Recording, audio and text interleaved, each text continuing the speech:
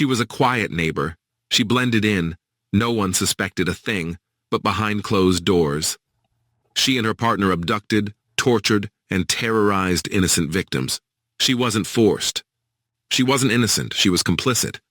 Tonight, we expose the chilling truth of Catherine Birnie, a woman whose crimes shook Australia and proved that evil can wear a seemingly ordinary face.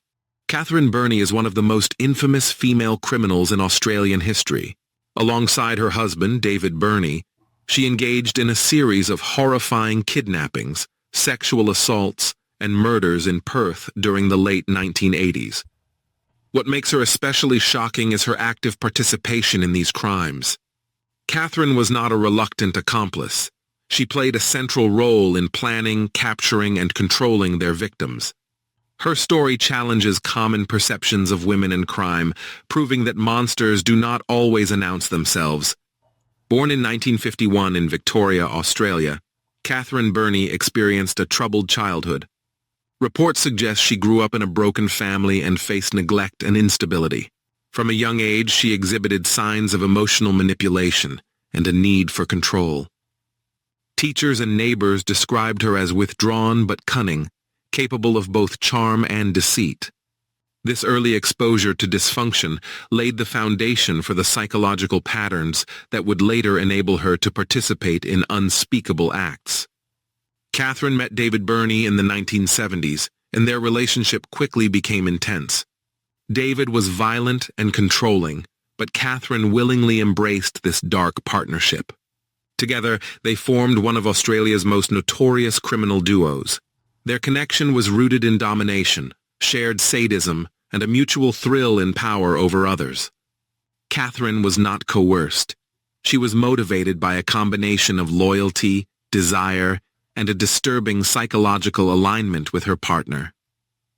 Between 1986 and 1987, Catherine and David Birnie kidnapped 4 women, held them captive in their home, and subjected them to sexual assault, physical abuse, and psychological torture. Their victims were terrified, trapped, and powerless.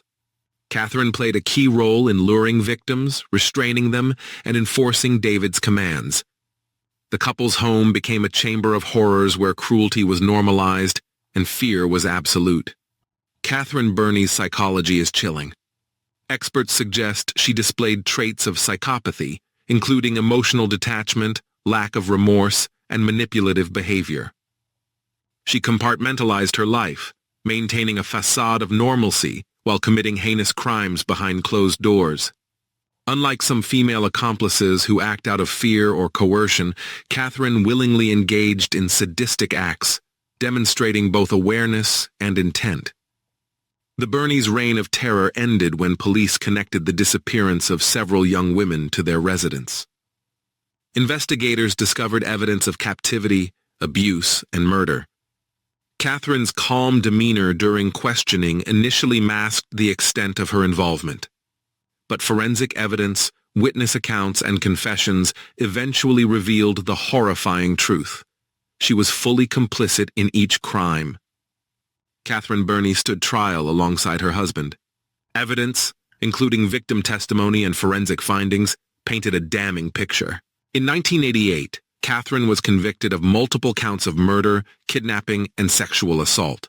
She was sentenced to life imprisonment without parole, ensuring she would never harm another person. The trial highlighted her active participation and shattered the misconception that women are rarely capable of extreme violence. Catherine Birnie remains incarcerated in Australia.